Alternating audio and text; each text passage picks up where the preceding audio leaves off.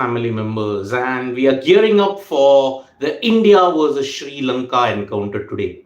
It's at the Wankhede Stadium.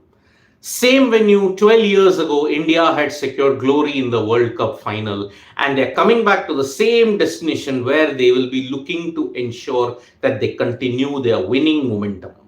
Firstly, if India win today, they will officially become the first team to seal their spot in the semi-finals.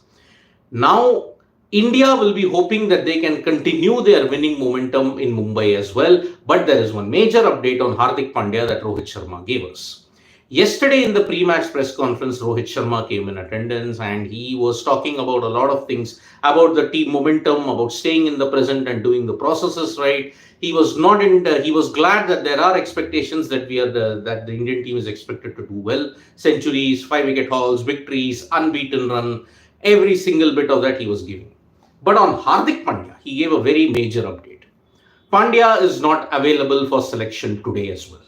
Yes, he's not available for this game. He's also in doubt for the 5th November clash against South Africa. Now, Rohit Sharma explained that why he is injured and why the process is taking slightly longer. This kind of injury, an ankle injury, every day there is monitoring, and every day the NCA and the medical staff are looking at how the injury is shaping up. Now, because of that, it is taking a lot longer to heal. So he's out for the game today. He is probably out even on the 5th. Now, your best chance to get Hardik Pandya back in the playing 11 is on the 12th, the final league game against the Netherlands.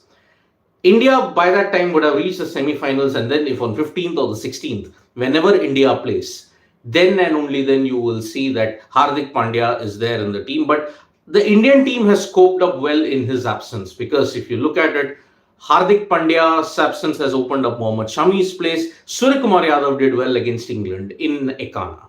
Now, on this particular Wankhede deck, you can expect the likes of Suryakumar Yadav, Shreyas Iyer to do very, very well indeed, because it's mostly a flat deck. The ball comes onto the bat really well. Sri Lanka's bowlers are going to face a huge task in this Wankhede wicket. So, India versus Sri Lanka at the Wankhede Stadium. Hardik Pandya mostly is not available for the November 2 game and for the November 5 game. So that is the current situation that we have. Now, as far as the other teams are concerned, Australia, there is a massive, massive update from them as well.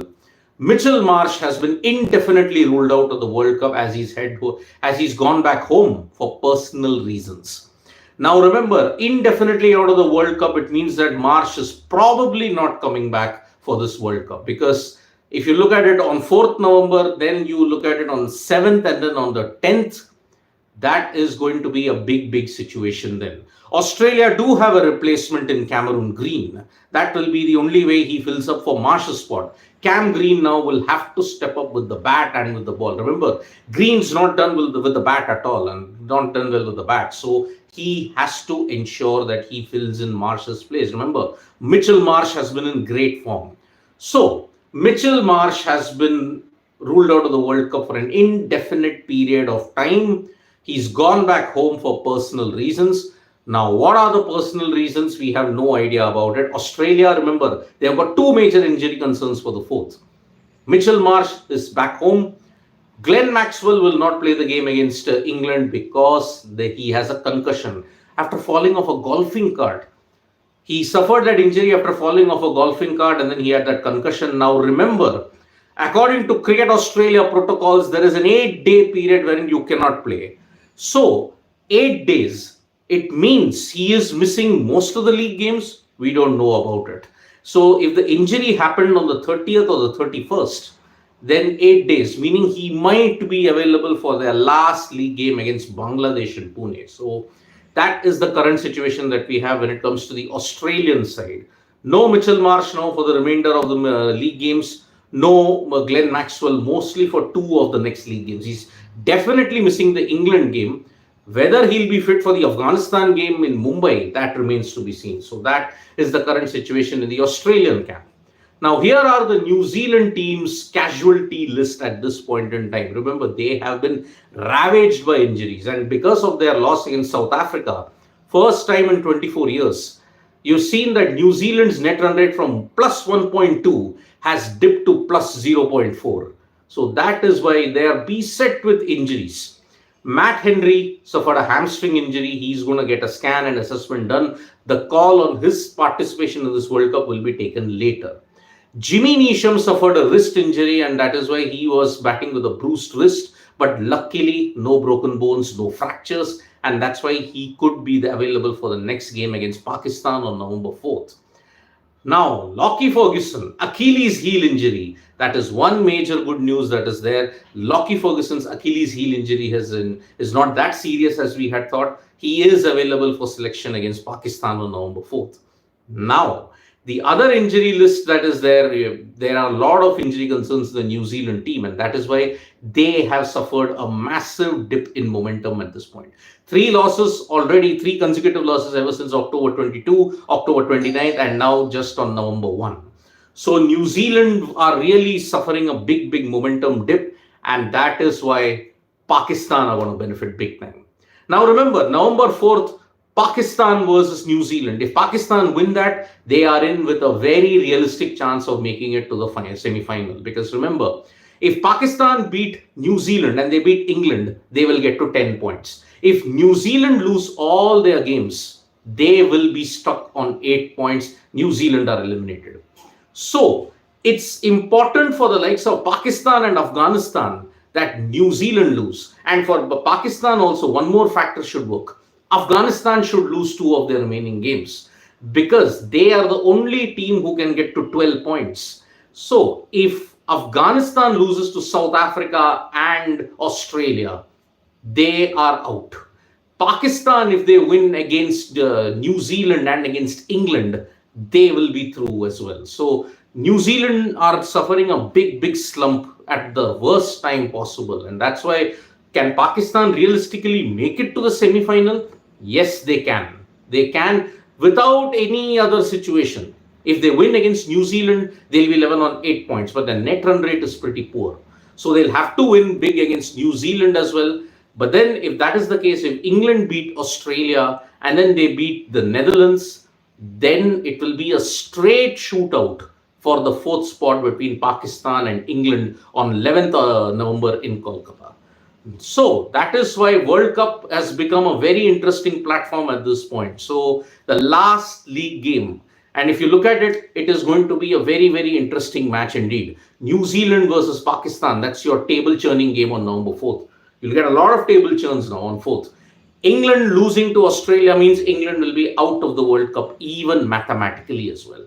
Realistically, 3 games they have a chance, but for England, they have to assure 2 things. One, Pakistan loses to them and they lose to, then New Zealand loses to Pakistan.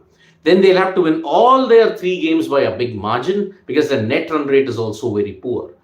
They have to beat Pakistan so that their net run rate takes a beating and then they go into the semi-final. Afghanistan must actually lose 2 more games as well. So that is the current permutations and combinations that's there for Pakistan and England. They have to ensure that other results go their way. So a lot of permutations and combinations when it comes to Pakistan. Slightly simpler for Pakistan, less more so for England. And Afghanistan are the team that could actually upset the apple cart because remember, Afghanistan's next game is against the Netherlands. If they win that, they will get to 8. But then they have 2 tough games against Australia and South Africa. So that's why it is going to be a big situation that is there. So let me take some comments here. Ashish, do you think Pakistan has a realistic chance of making it to the semis? Yes, they do. They really do because New Zealand have suffered a big dip. And as we had said, New Zealand, if they lose all their games, then Pakistan and even England have a realistic chance. Playing Pandya directly into the semis without match practice for 25 days wouldn't be risky. It will be risky, but then what can you do about it?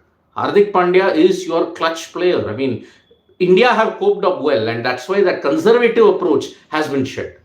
Okay, fine. You're playing with only 7 batters. Stick with it. Stick with your strength. That is the situation that we have got. So, Hardik Pandya, hopefully he comes back on the 12th. Hopefully. Because otherwise, then India will have that one bad day. And that's why we hope it doesn't happen. We hope India can get through the tournament undefeated. But that's a big task if you look at it. If that happens, it will be great indeed. Now, Rahul Basu is saying there's 80% chance of rain on 4th during Pakistan versus New Zealand. Oh boy, that's a day game, by the way. And if there is rain predicted and if you don't get a full result, points will be shared, then it mostly might be game over. It still will not be game over for Pakistan then, because they will have only one more game after this. If memory serves me right, if Pakistan beat New Zealand, they'll get to 7 and 9, but then they'll have to absolutely thrash England, and New Zealand has to lose their next game as well. So that is a big situation that is there. So New Zealand will have to lose to Sri Lanka as well if they lose to Pakistan in order for them to get to the semi-finals. But if there is 80% chances of rain, then there is a big issue. There is a massive issue indeed. So, what about Sri Lanka's chances? Mohammad Firoz Ahmed is saying Sri Lanka, if they lose today, they are out, my friend. Because they lost to Afghanistan, they are out if Sri Lanka lose today to India. So that is the situation. Love from Canada, Anurag Sinha. Thank you so much, Anurag. That is the thing. Ani is saying World Cup is getting very interesting. It is getting very interesting. So Sri Lanka will also be eliminated today if they cannot win, because see, they can also only realistically get to 10 points. But their next two games, one is against Bangladesh, which they should win, but their next game is a do or die encounter against New Zealand then.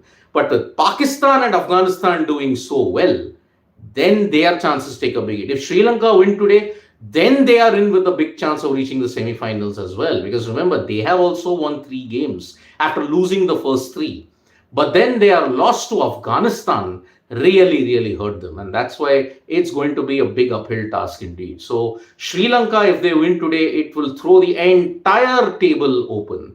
And yes, mathematically, Sri Lanka will need a lot of things going their way. They have to comprehensively thrash Bangladesh and New Zealand to ensure that they get through. But even remember, New Zealand versus Sri Lanka, that's not simple at all. So that is the situation that we have got.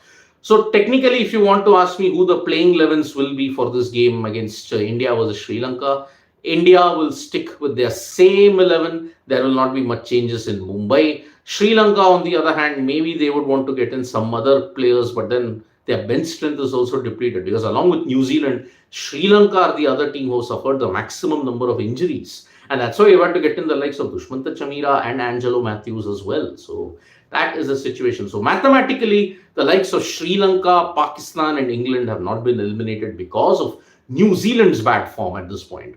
So New Zealand will have to do a favor to 3 teams, and that's the situation. And Prashant Reddy Simhadri is asking, if India finish first and Pakistan finish fourth, I believe the semi-final will be rescheduled to Kolkata. Yes, Prashant, you are right. If India finishes first and Pakistan finishes fourth, then India versus Pakistan, the semi-final will happen on the 16th of November in Kolkata. India at this point are second, because remember, South Africa won their game against New Zealand comprehensively. But India can very well go on top. Pakistan then can come to fourth. That semi-final will happen in Kolkata on November 16th. And remember, Pakistan will be in Kolkata on November 11th because they are facing England. So if they can get through, if they beat England, then it's going to be a very close encounter, provided New Zealand lose their game also on 9th and on the 4th as well. But as many of our family members are stating, and as far as the weather app is concerned, Bangalore, there is an 80% chances of rain. So it's going to be a terrible situation for both Pakistan and New Zealand if that happens, if points are shared, by the way. So thank you so much, folks, for joining us for this live. We'll be back with more updates, and we are gearing up for India versus Sri Lanka. We'll be live at 1 p.m. IST on Sports Today. Do join us for that, and tap that bell icon so you know when we go live. And don't forget, we're on Facebook, Twitter, and Instagram as well. Bye-bye.